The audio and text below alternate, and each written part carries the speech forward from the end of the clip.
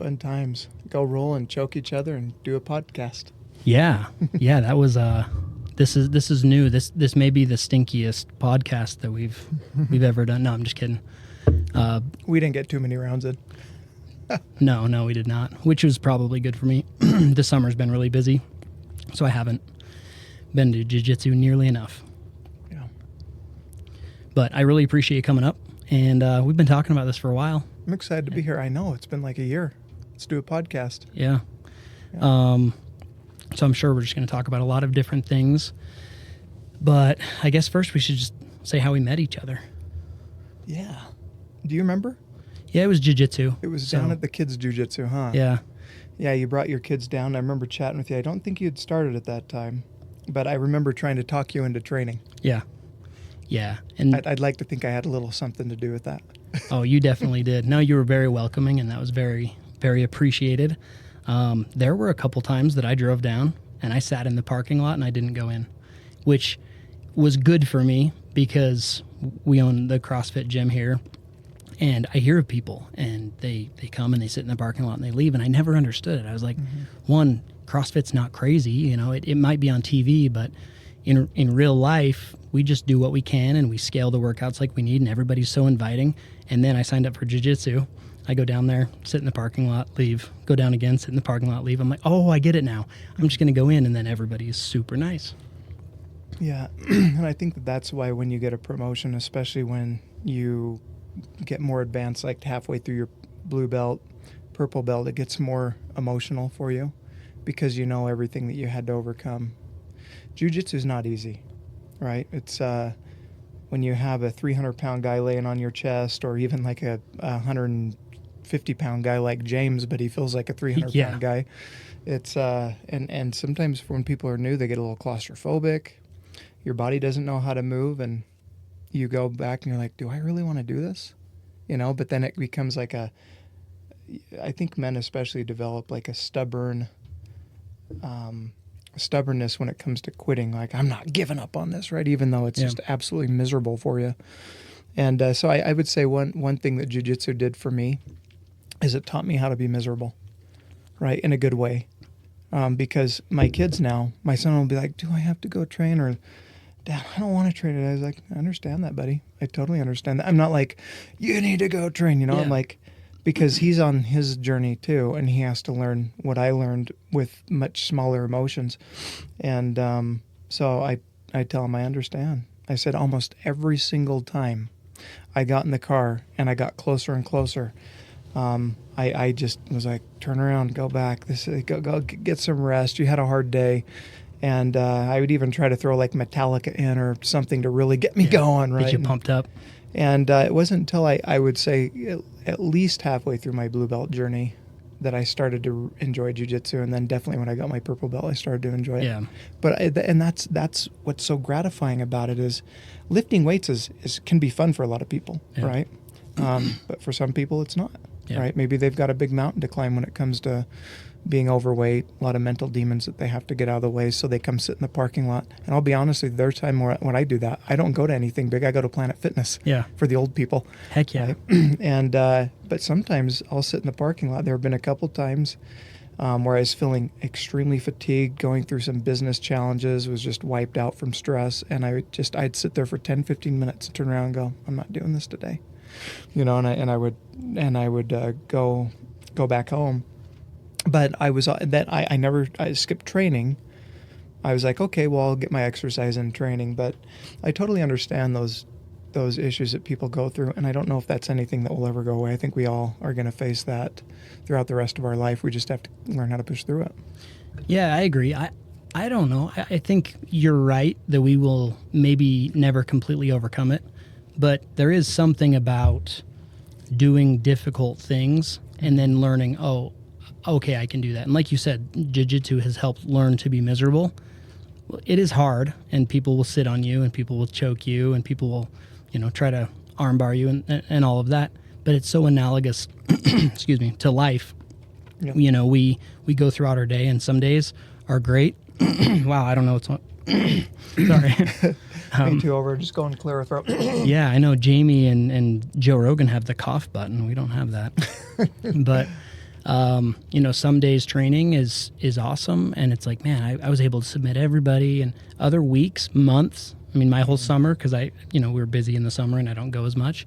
It's like, man, I'm getting the crap kicked out of me here, but it's fun, and that's actually, it pulls into life so much better than just going through your life, kind of going through the motions. You do something that makes you uncomfortable, and you go, actually, being uncomfortable is really good. Yep, it is. Have you ever seen? It's on Disney Plus. Liam, what was it? Chris Hemsworth's. What's that called? They challenge him in so many different ways to make him uncomfortable. We'll think about the name of it here in a minute, but they put him through like a 200-yard Arctic swim. He talks about how much anxiety he gets just having to like memorize a line for his movies. And you wouldn't think that watching him. Yeah. He's so confident and he's buff. Of all men, he should be the most confident, right? But he struggled with anxiety and even lack of self-esteem. And so being in the uncomfortable, it's called limitless. Okay. Being in the uncomfortable situations trained his nervous system to have a stress response of its own, to be able to bring it down and control it by putting him in uncomfortable situations. It was cool because they measured his heart rate. They had iPads. They were able to intervene if it got a little too much. Like they walked him out on the edge of a building, a plank of the tallest skyscraper in Australia. And it was crazy looking at the iPad and then looking at him, and he had to learn how to bring down his own stress response. So I thought, well, I do that with jiu-jitsu. Yeah. It's one of those things to where when I started, you wouldn't think this now, but Jared could probably tell you and James, I was probably one of the most spazzy white belts ever. Like I panicked a couple times. I tapped because I couldn't breathe. Yeah. But pushing through that, learning how to breathe through a difficult situation, learning how to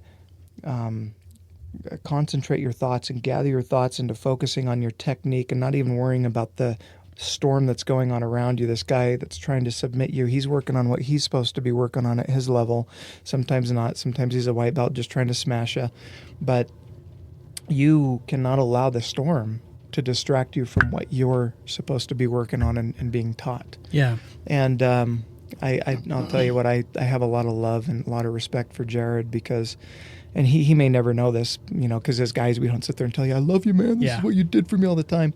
But especially me and Jared, we coach together and the kids' classes and stuff, and occasionally I'll get to talk to him, but we don't sit around and have a bro fest. But I look at him sometimes and I'm like, he has no idea like how he's impacted my life and benefited me just by little things that he said or done on the mats, and that really stuck with me about rolling calm. You know what I'm talking about. Oh, yeah.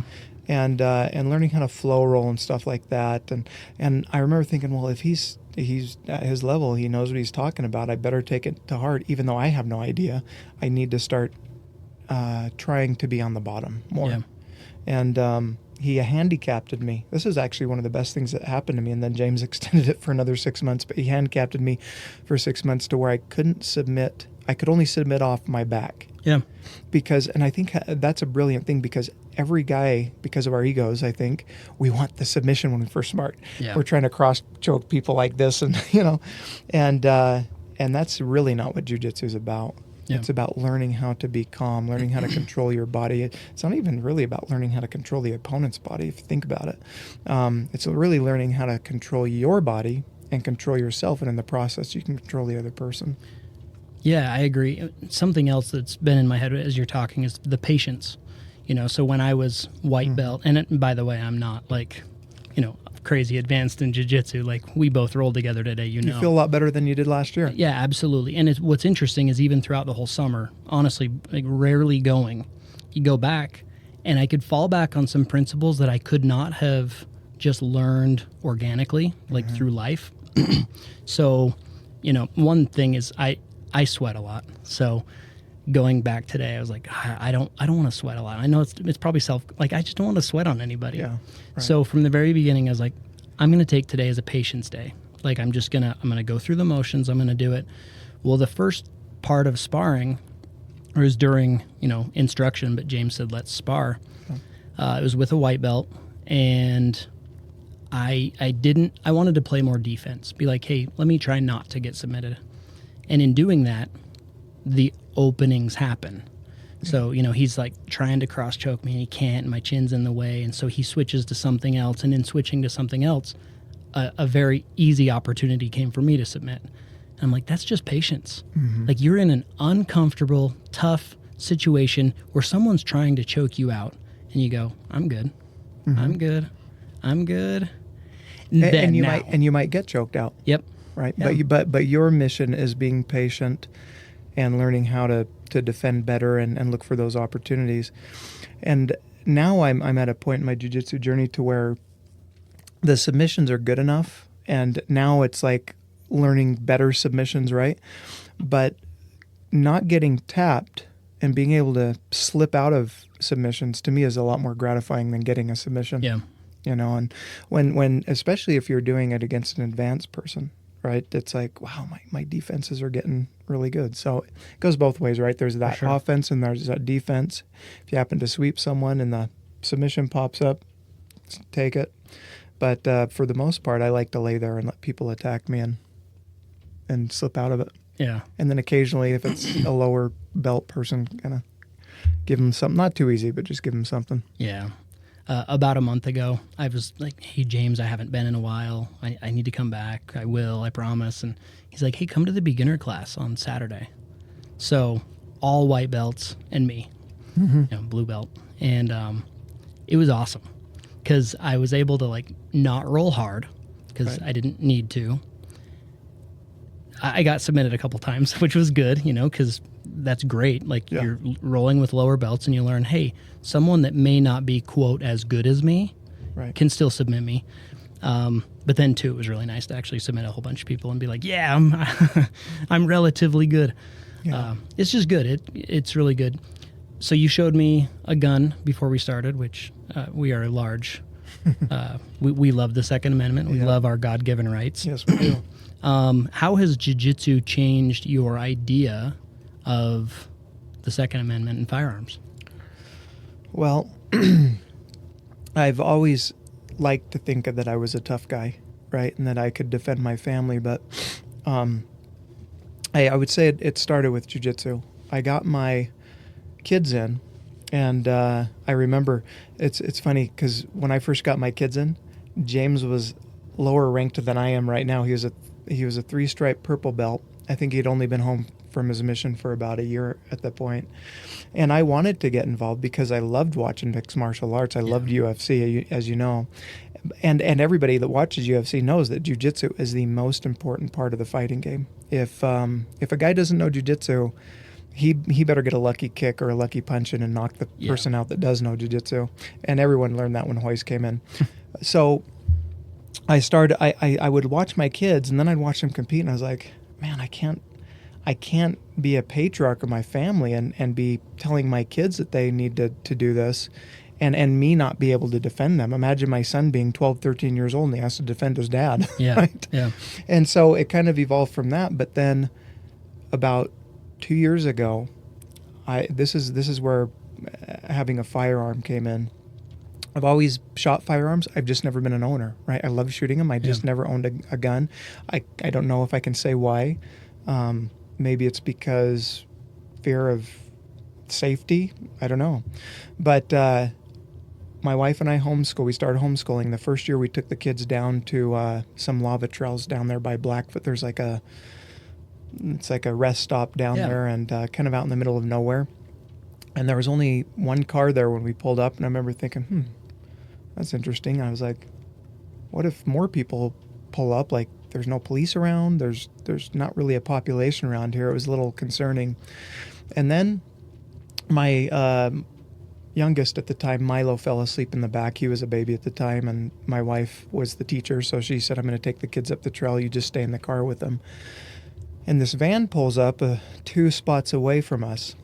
And a bunch of younger people jump out.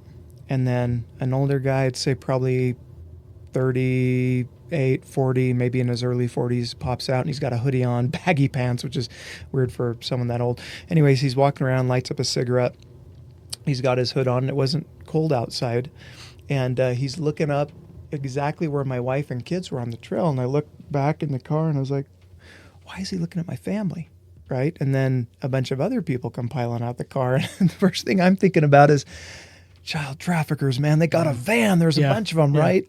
And younger people. And this guy looked like maybe he was the leader. And so he calls them over and he starts pointing exactly where my wife and my kids are. And I'm looking back going, what is going on here? And they're looking up there. And so they take off walking up onto the trail. And at this point, I have 1,000 scenarios going through my mind at the time, right? I'm thinking like, okay, like I was a purple belt at this time, and I was thinking, okay, I can if I see one of them come running down with my daughter in their arms, could elbow a couple of them, ram right in the bridge of the nose, take a couple of them out, take one down, and then I started. It didn't matter what scenario I went through, Tyler. And no matter how good my jiu-jitsu would have been at the time, or no matter how tough I was, there's 8 of them, right? And I was like, you need a gun, right? It was like, if you want to be an ultimate protector of your family, you have to have a gun and you have to carry that firearm, especially the day and age that we live in. Yeah. And so I immediately went home and started doing some research and looking at the most capable firearms for concealed carry, the ones that had the best reliability, which, a lot of times you find out is a Glock. And then John West, who you had on the podcast not too long ago, sent me a link to Palmetto State Armory, who not long before had released a Glock clone, right? The Glock patent had ended, and I know a lot of Glock owners are Glock snobs, right? And they don't think that there's anything that can be the same, but you take all the parts out, you can switch them out. I can take my Glock slide off and put it on my buddy's, or my dagger slide, put it on my buddy's Glock slide, and vice versa. It's the exact same thing. And there's actually quite a few Glock clones that are out now. I'd say that the dagger might be the best one. I love the way it feels in my hand, even better than a Glock. So what I decided that I need to do is I need to get a gun and I need to start training. But I also wanted to get a dot on it, you know, if in case something happened fast, I could put that dot on someone if I had to. And I went over to John's house and he used a torque wrench and helped me put it on. And so then what I did is I just went on a spree for like, I don't know, maybe 3 hours a day where I was just studying Navy SEALs training material. I bought my first AR-15 kit and learned how to put my own AR-15 together. I can disassemble, reassemble, and I learned how to do that in a period of, I don't know, maybe 4 months. And I wanted something that was a little bit shorter, right? But then I learned about the ATF laws pertaining to a short-barreled rifle, an SBR, and you have to get it registered and pay, I think it was a $250 tax stamp. And then I went into a gun shop one day, and the guy's like, why don't you just get a pistol brace? Yeah. And you don't have to register it. I was like, really? I was like, so I bought a pistol brace for it. And then I thought it would be good to have something for everything, right? Like, so I thought, okay, it'd be good to have a shotgun perhaps for home defense and for duck hunting, right? So I found something that was kind of an in-between, a Beretta A300, which was actually crafted from a hunting rifle, but it was taken and they turned it into a combat rifle. Yeah. And I got one with a full mag that holds 7 rounds in one chamber. So you can also compete 3-gun if you need to. Exactly. Yeah. And just get a good choke for it. You can hunt foul as well.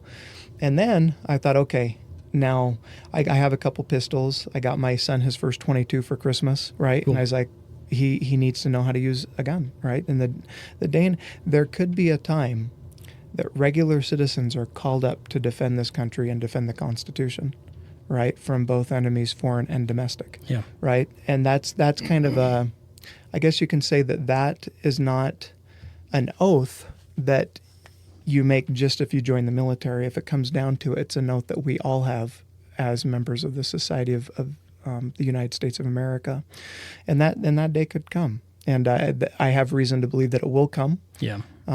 But anyway, so I took it upon me to really educate myself and to start training and shooting all my weapons and to study all the gun safety laws and everything like that. And I think that I managed to get that done in a period of a year. That's awesome.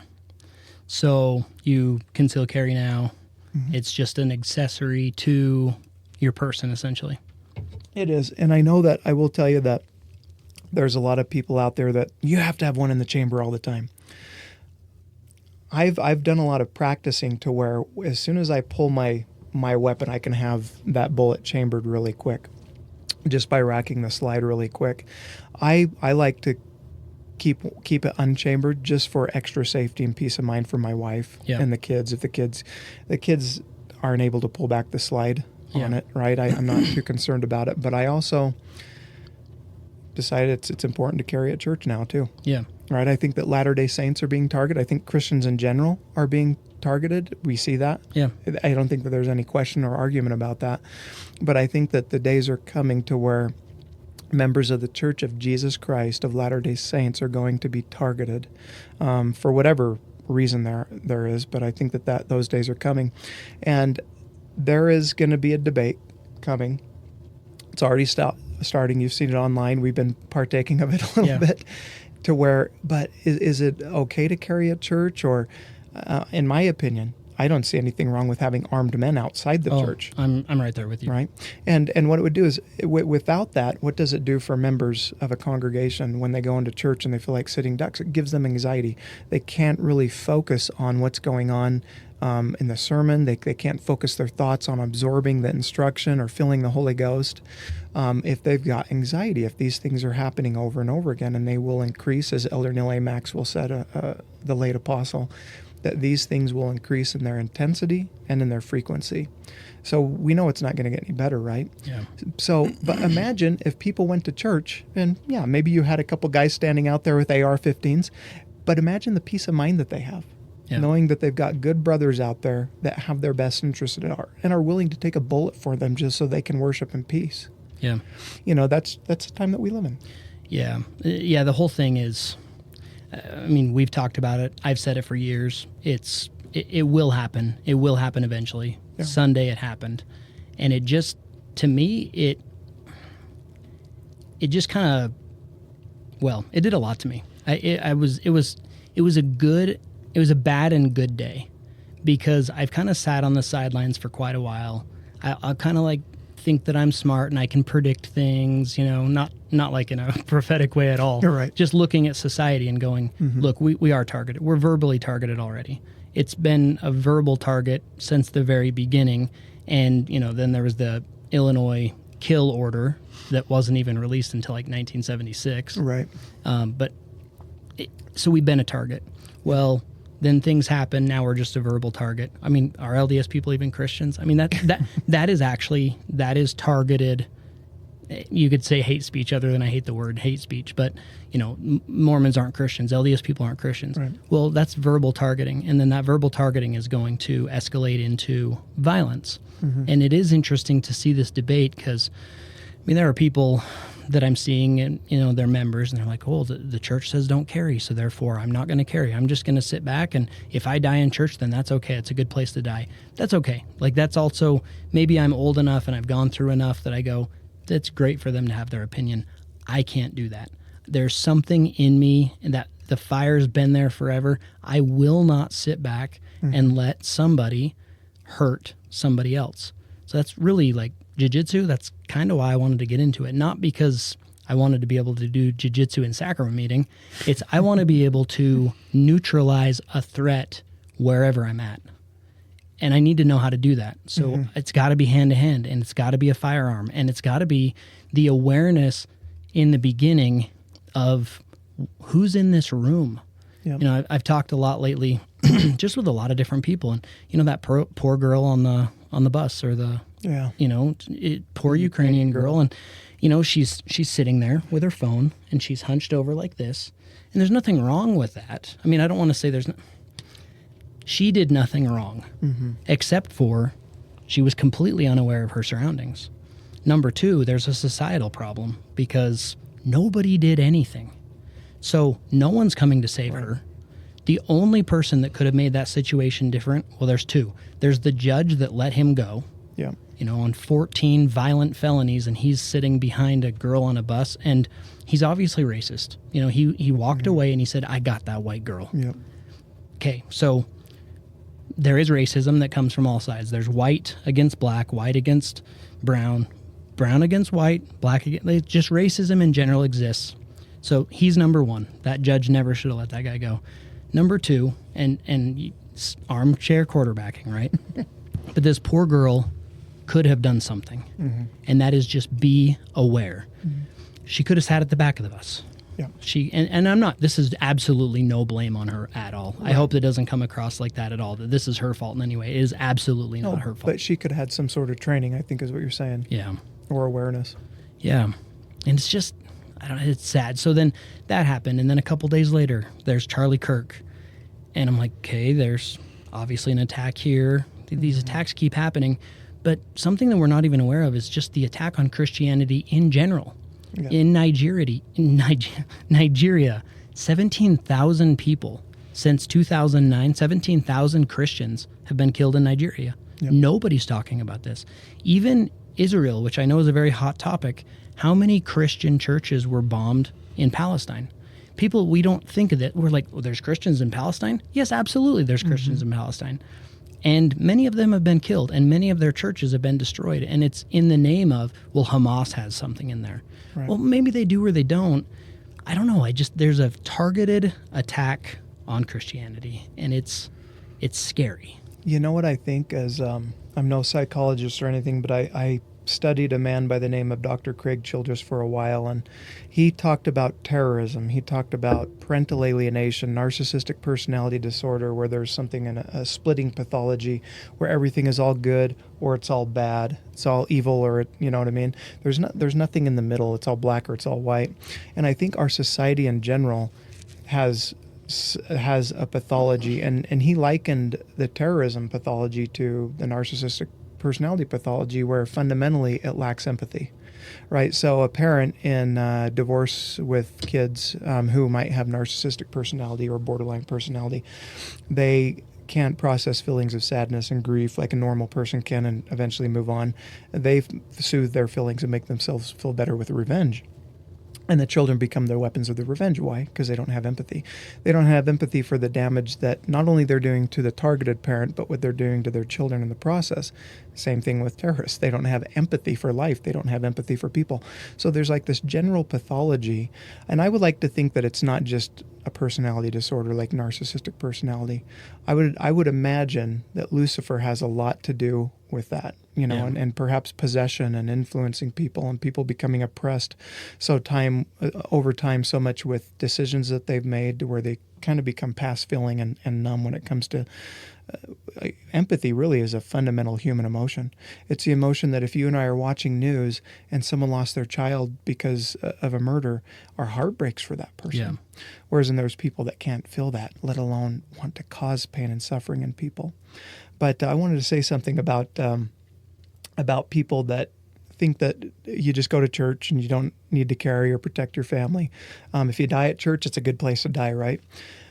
They need to go back and they need to read the war chapters, right? And specifically look at things that Moroni said to people that have that type of perspective.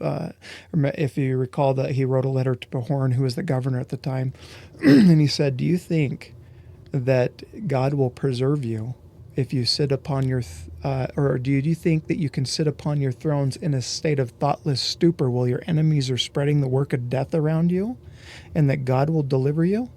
He asked him that question in a letter, right?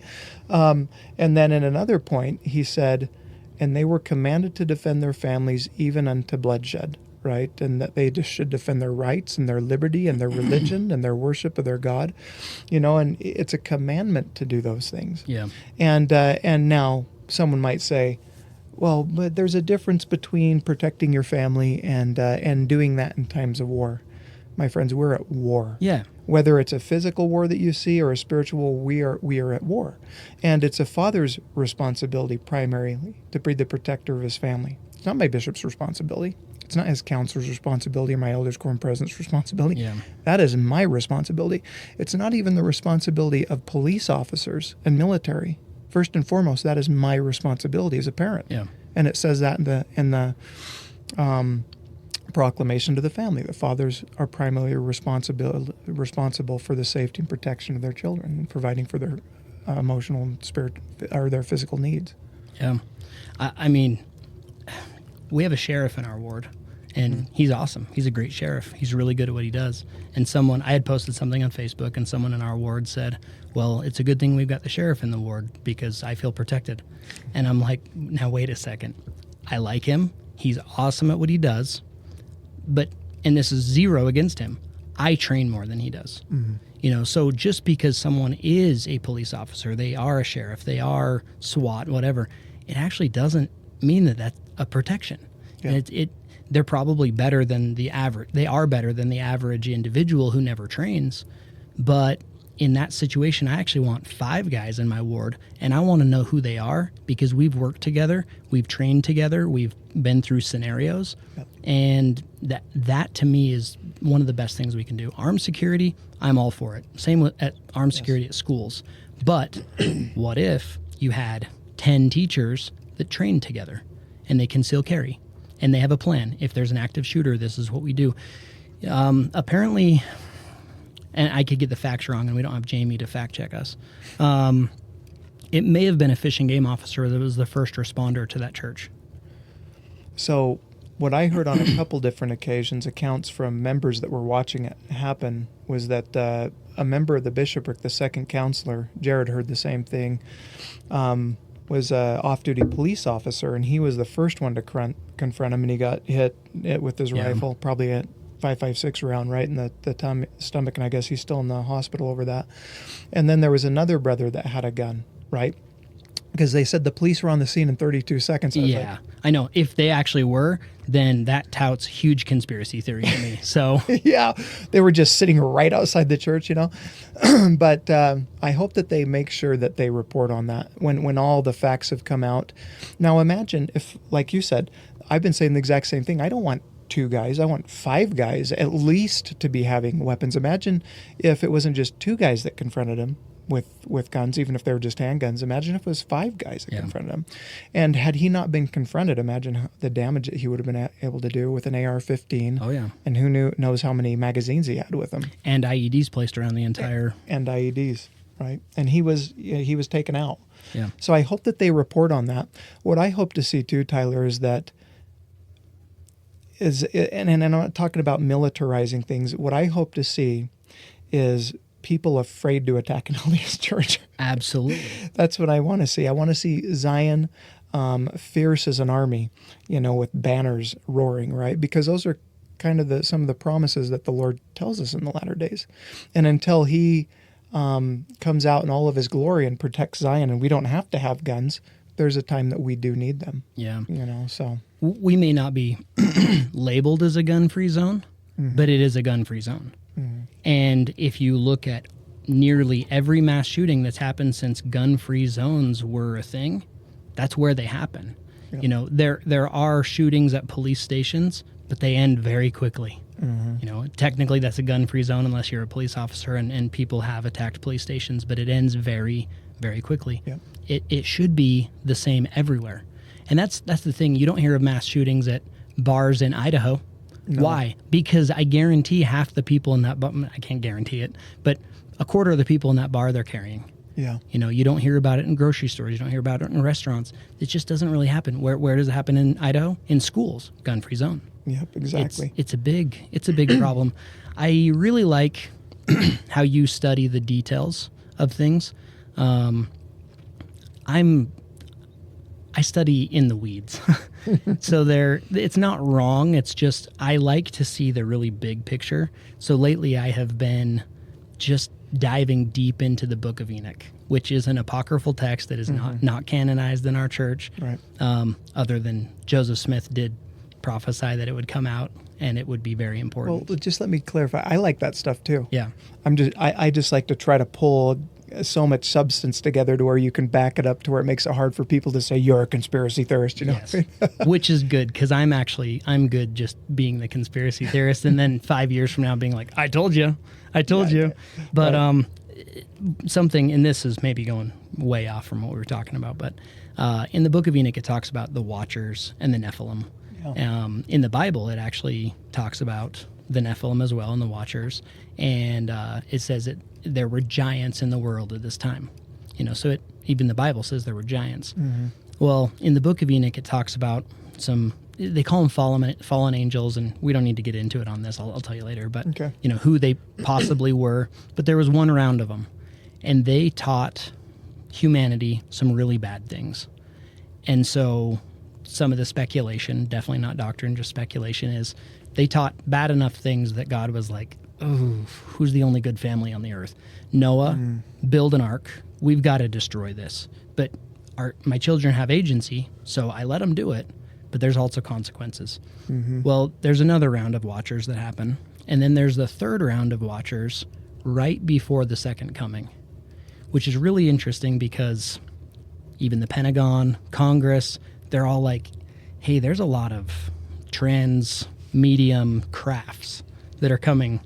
Like, we need full disclosure. Citizens are demanding full disclosure. To me, it's just big picture. You go, why are earthquakes happening? Well, in Moses, it says that when Moses had his vision of everything and he was with God, and he had to have the glory of God on him before he could actually see him, or else he just would have melted and died. God shows him that Satan trembled, and because Satan trembled, the earth trembled. And I was like, let me sit and ponder on that. So I get thinking, I'm like, okay, there's supposed to be earthquakes before the end. Lots of them. Yeah. I always thought God would send earthquakes to kind of show us. It may not be that.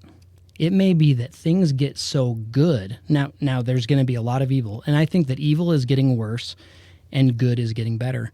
Things may get so good from a citizen, like a good citizen, good saints, good Christian standpoint, that the earth's trembling because Satan's like, oh crap, I'm about to lose.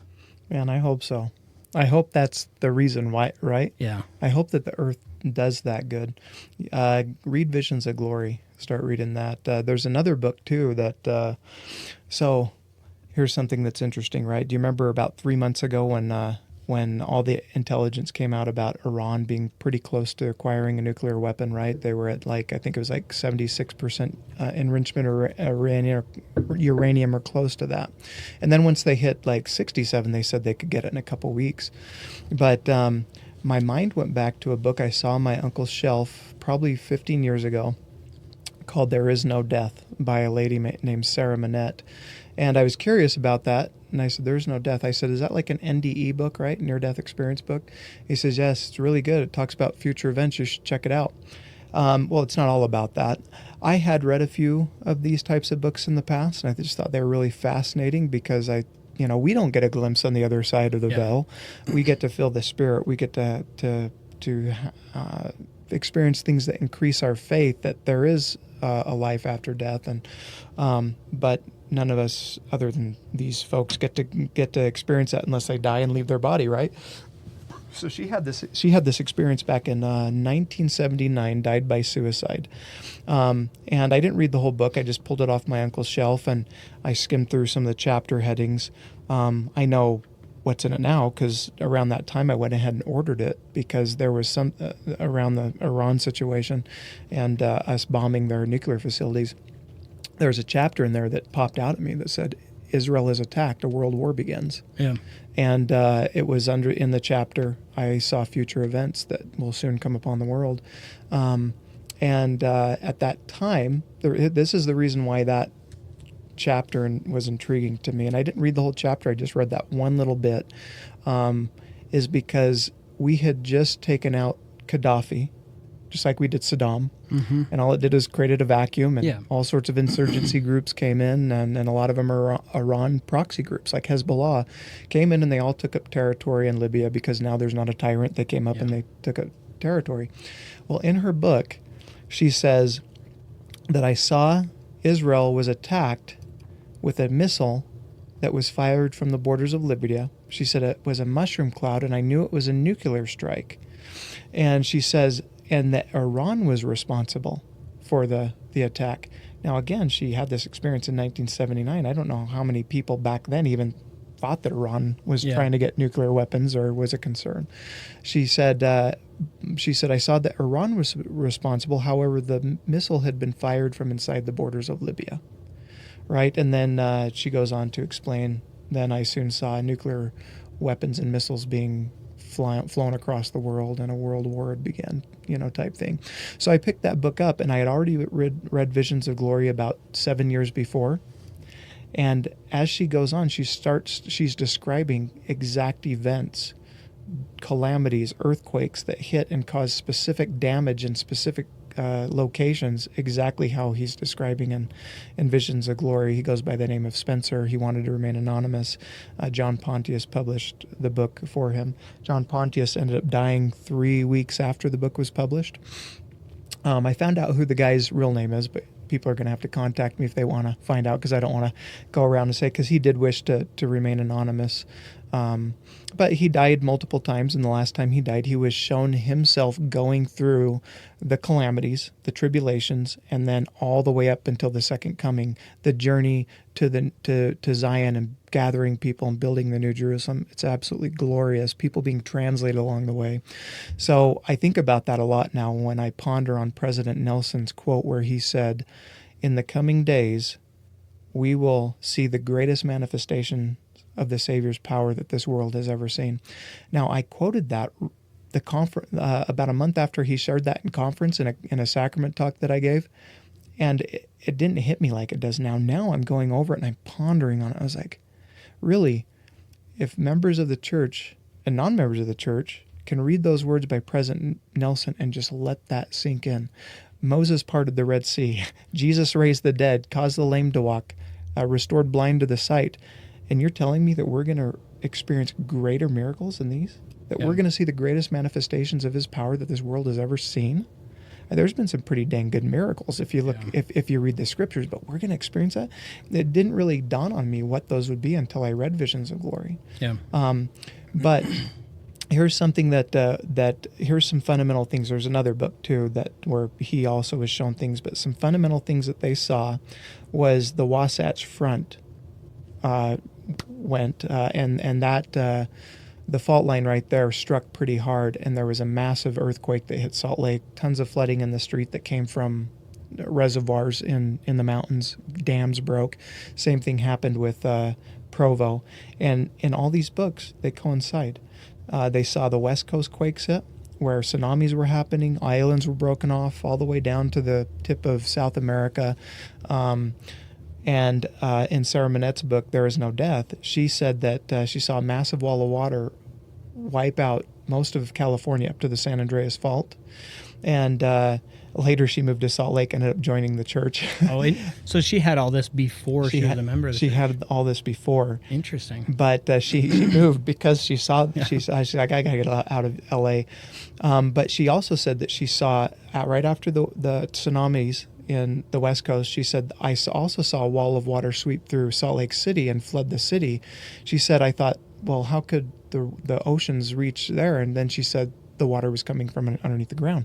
Well, in Visions of Glory, he describes that he was coming out of the church office building, and he was falling into the ground, and he'd get back up and run because it was a powerful quake, and he was afraid the church office building was going to fall on him. And when he got outside, he saw cracks in the earth and geysers shooting up through cracks, and they later found out there was an underground reservoir in Immigration Canyon that when the plates started shifting, it had an outlet there. So they both saw the same type of thing. He said he had a lot of health problems. He had struggled with energy because of health issues, and that's why he died multiple times. But he said that I had tons of energy. He said the water was up to my ankles. I was trudging up North Temple, and I had energy. And he goes, and my body had been upgraded in some undefinable way. Right, and then he goes on to explaining later. You're just going to have to read it, and then we'll discuss it. The gift of translation had been put on the earth at that point. But then there was another one. Get this, Tyler. So I had just got done reading Sarah Monette's book, and she's talking about how she saw the United States split into two parts along the Mississippi River, a couple miles wide.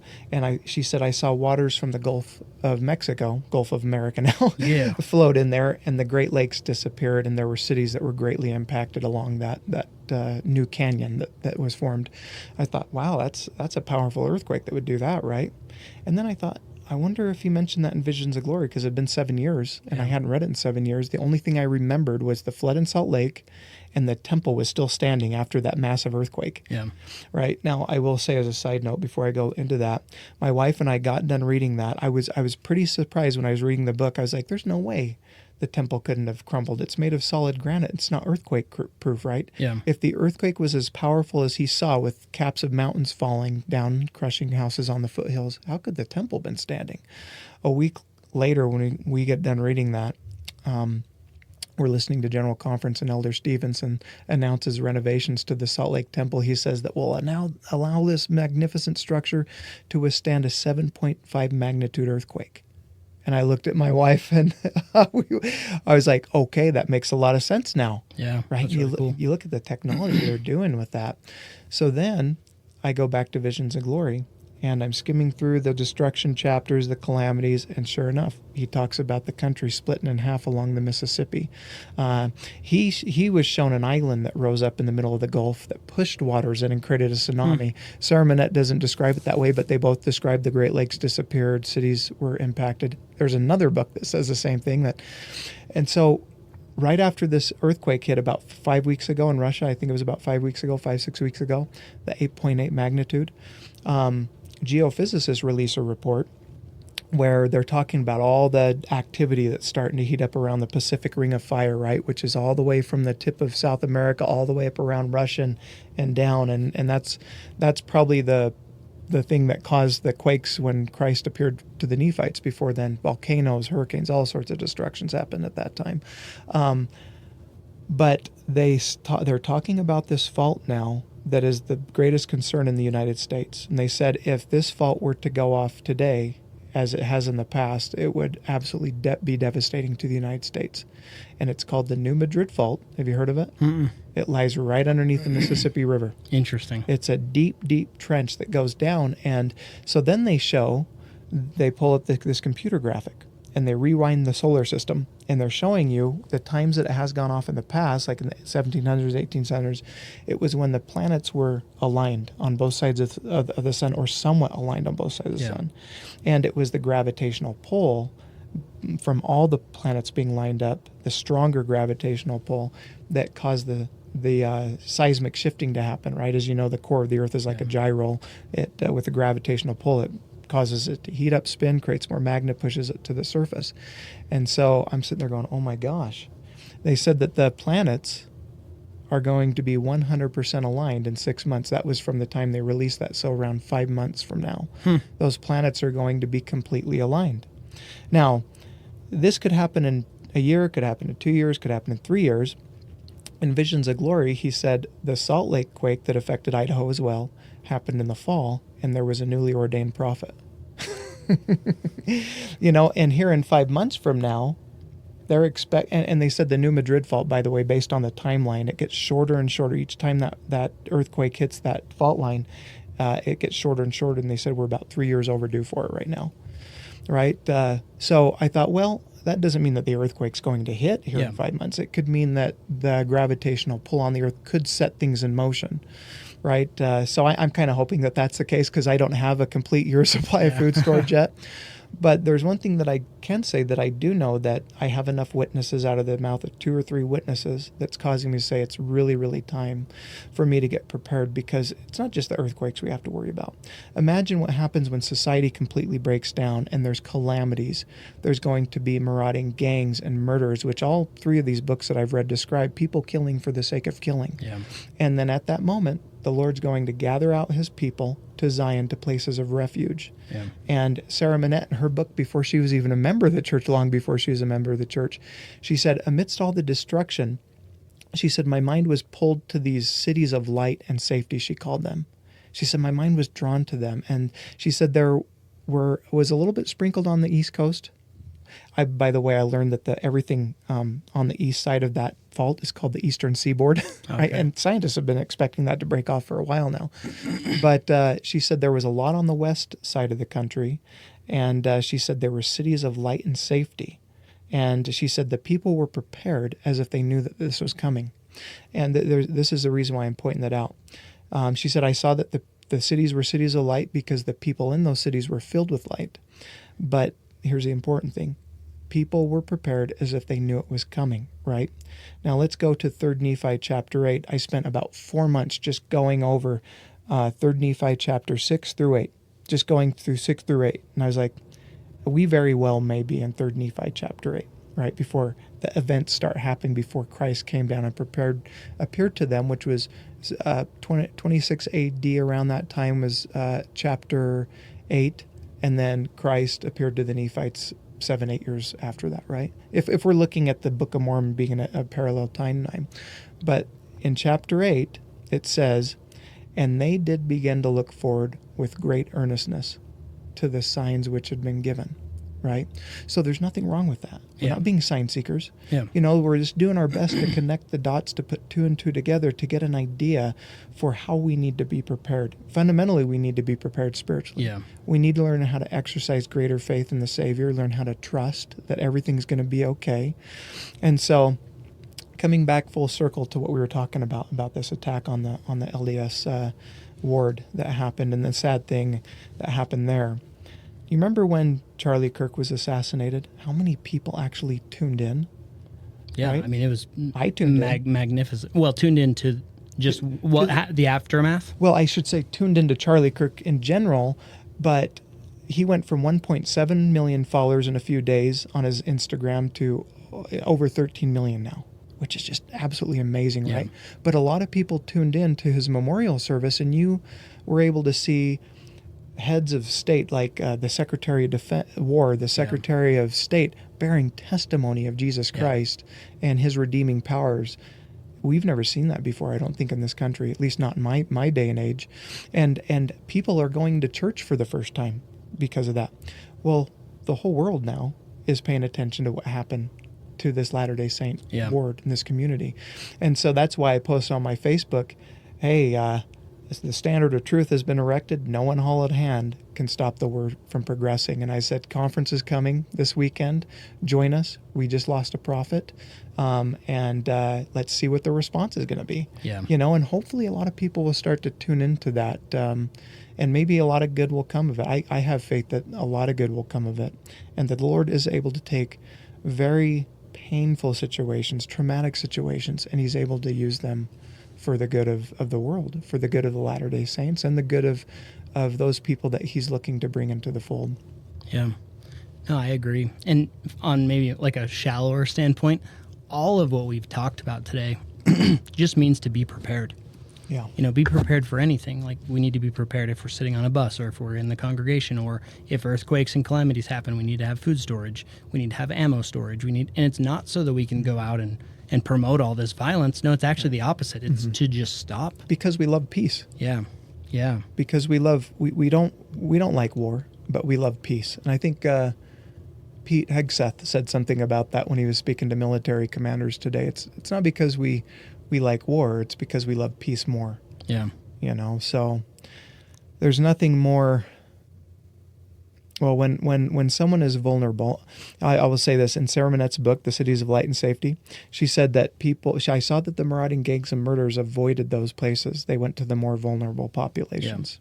Yeah. So those people are going for the more vulnerable populations, where they know that they can have success killing more people. If they think that there's only a chance of taking out 1 or 2 people, they might avoid those places. Yeah. Yeah, I made a video the other day that just said these aggressors are either or cowards or arrogant. Yeah. And all you have to really do is put yourself above that. So, can I confront a coward? Can I exploit their arrogance? And that's what it comes down to. Have you ever been asked, hey, were you military? Yeah. And I know why. Not because you were military. You weren't military, right? No. Yeah, not because you weren't. It's because of how you carry yourself. They go, oh, he must be military. Well, you're confident. Mm-hmm. You walk with your head up. You're not buried in your phone. Like, you just carry yourself right. Me too. Never military. But I'm actually asked that quite often. Hey, were you in the military? No, but I'm sure as crap not going to let something happen to me. Yep. And that's what it is, just being prepared, that situational awareness, knowing how to hand-to-hand if you have to, knowing how to handle a firearm. Is your house protected? Are you actually locking your doors at night? Do you have a security system? Do you have a dog? Do you have a dog that barks? That's the important part. That's right. Do you have food storage? Are we announcing to everyone where we live and where our food storage is? Right. Do we have silver and gold? Do we have hard assets? Do we have, these are all just, they're simple. And if something never ever happens, good.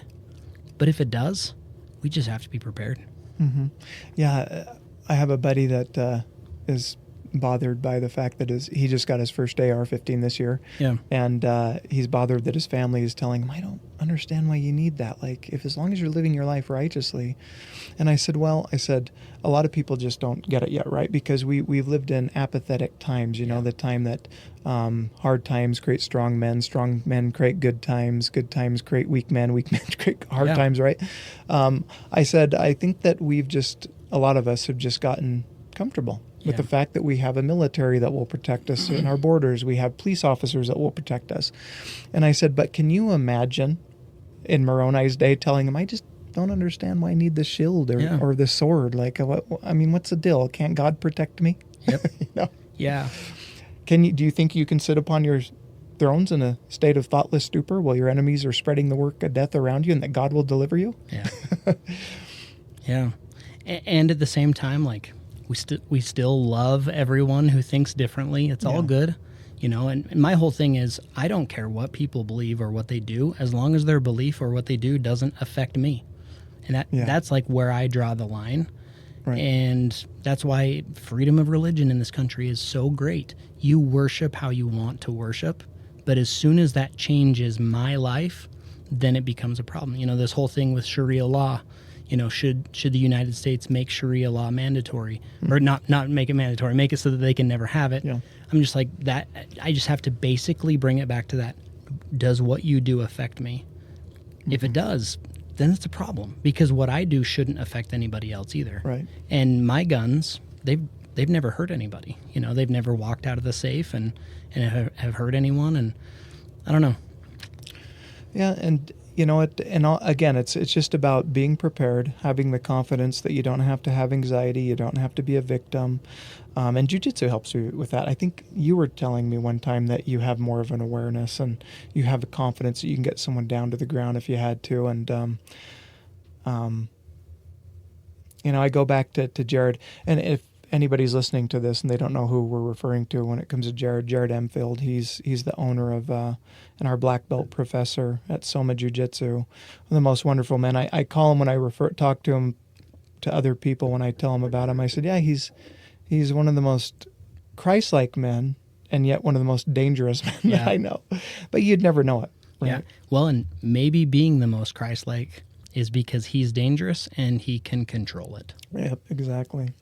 And we did talk a little bit at class yesterday about having like actor shooter training and training with against rifles, and stuff like that. And he acknowledged that he's not the most proficient with a gun. I was going to recommend maybe he could get with you because you do a lot of the tactical games. But Corey, my buddy I told you about, the second degree black belt, he's a former FBI agent. He's got a lot of tactical experience. And I think it would be a really good thing for guys like us to get together and put something together, because the reality is there's going to be people that are going to need to be protected, and there's going to be people that need to be the protectors. Yeah. And I accept that, right? Some people aren't going to get it. Maybe they're not comfortable holding a gun. Maybe they're not comfortable with the process that they have to go, the education that they have to go through. And that's fine, right? Because I think that there's plenty of people that will be able to protect. In my neighborhood, for instance, I got 2 Marines. I got a former FBI agent.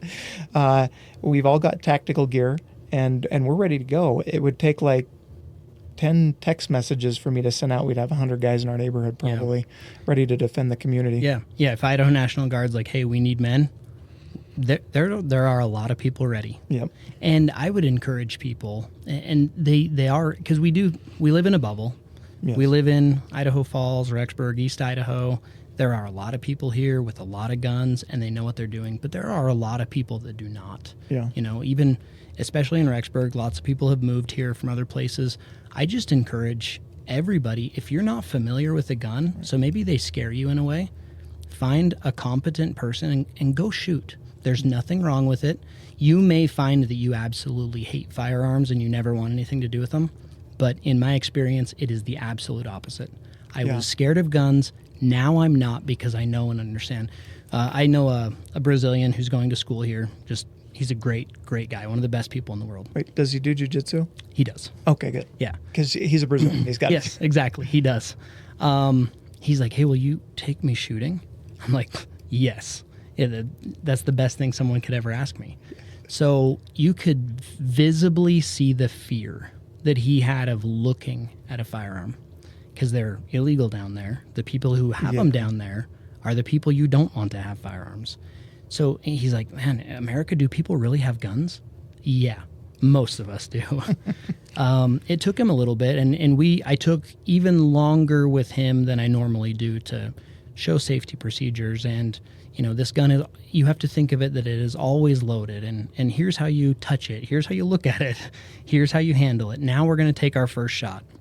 And I'm there the whole time as if he's going to do something stupid, because if you're handling a firearm, you should always have that. Even if you're FBI buddy, we go shooting together, I would hope that he treats me like that. Like, hey, this guy doesn't know what he's doing, so I need to be there. And I'm going to treat him the same way. Not in a overbearing way or whatever. Just make sure.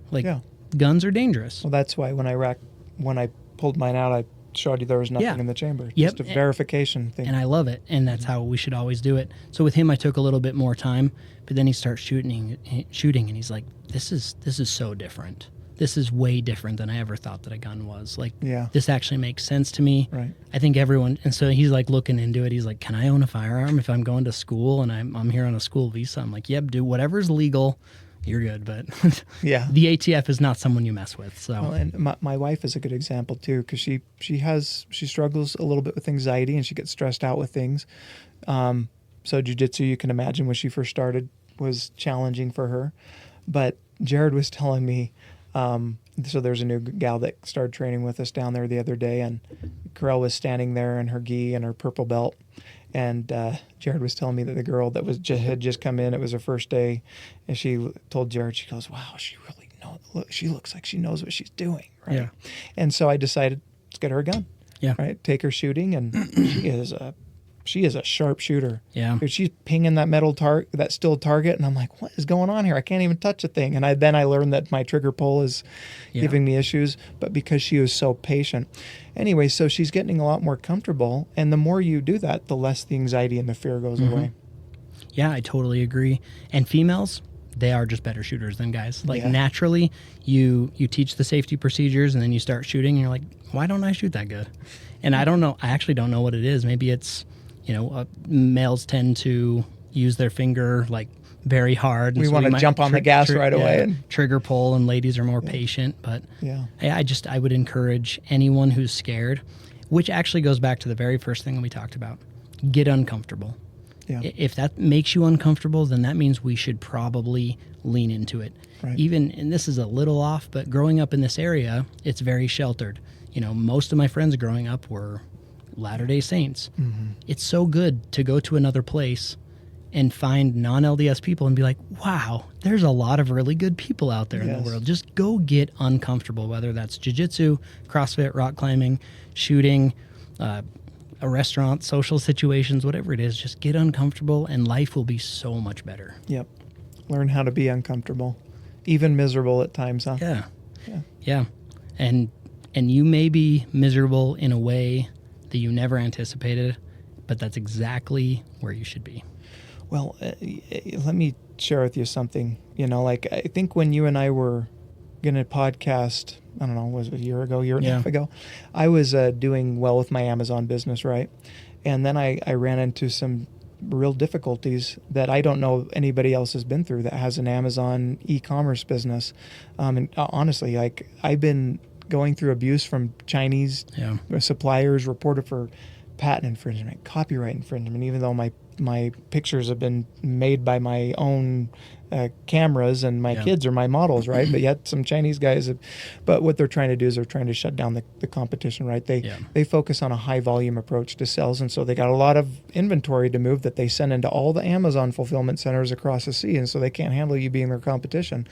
And it put me in a spot to where I was doing really well, and I reinvested everything in inventory, and I got shut down so much, and it took my attorney a long time to get my listing back to where I ended up with almost nothing but a basement full of inventory. Yeah. And it hit me really hard psychologically and emotionally, man. There was times that I almost couldn't bear it. I'd go to Jiu-Jitsu and I'd train, and it helped me detox from it.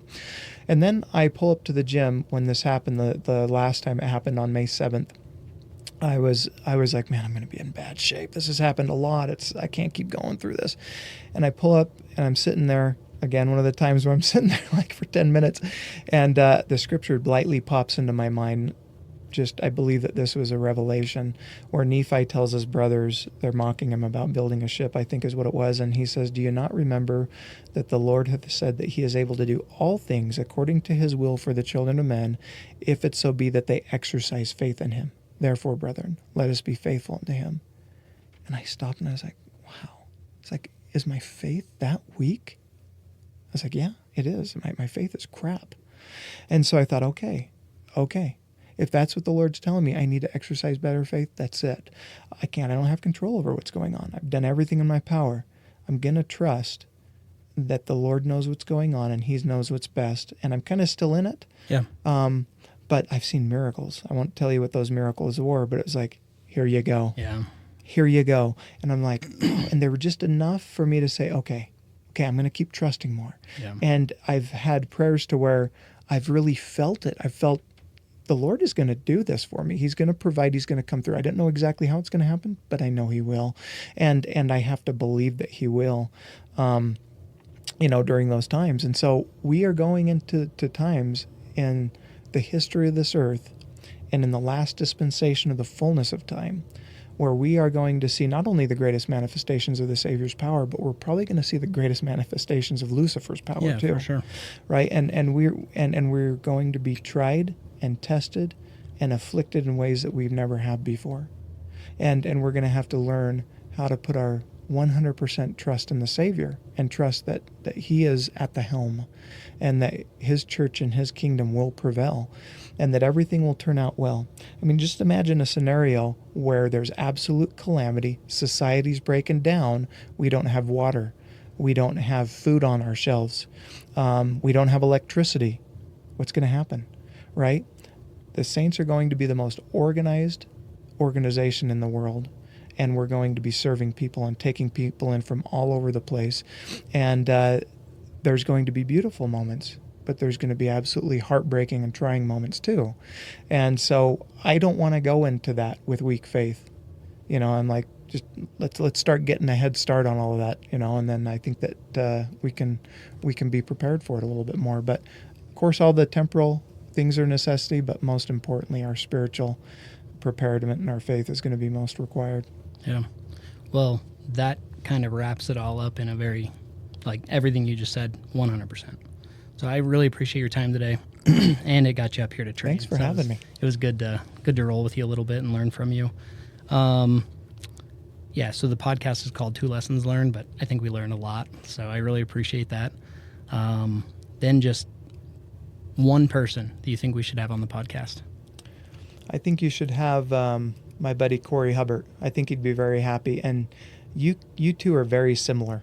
You and him could probably get together. He's been wanting to do the tactical games. Yeah. And so you could probably hook him up with that. Okay. And he's a 2nd degree black belt. He's got a lot of jiu-jitsu wisdom. That's awesome. You get him rolling on jiu-jitsu, he'll never stop. He used to train right under Hicks and Gracie. And they used to do training he's got pictures of him and Hickson doing trainings at the FBI Academy for people, and he's got a ton of knowledge. I've introduced him to Jared. Him and Jared have gotten to roll a couple times, and it's beautiful watching 2 black belts at that level roll. Yeah. And he's just a wonderful guy. I've had him over for fights a couple times, coming over to my house this Saturday for the fights. You're welcome to come on over after conference if you want and meet him. And so he would be a good person to have on. I think I sent you his information. Yeah, you did. Yeah, I just need to, like I said, I was busy this summer, but now we're getting back into the flow of podcasts and make some time to come down and watch some fights with us, and you'll get to meet him. Yeah, I do need to do that. He's a great guy. He's got a lot of faith too. Strong Latter Day Saint person and wonderful individual. That's awesome. Well, again, thank you so much, and I'm sure everybody enjoyed it. Thank you. Thanks. You bet.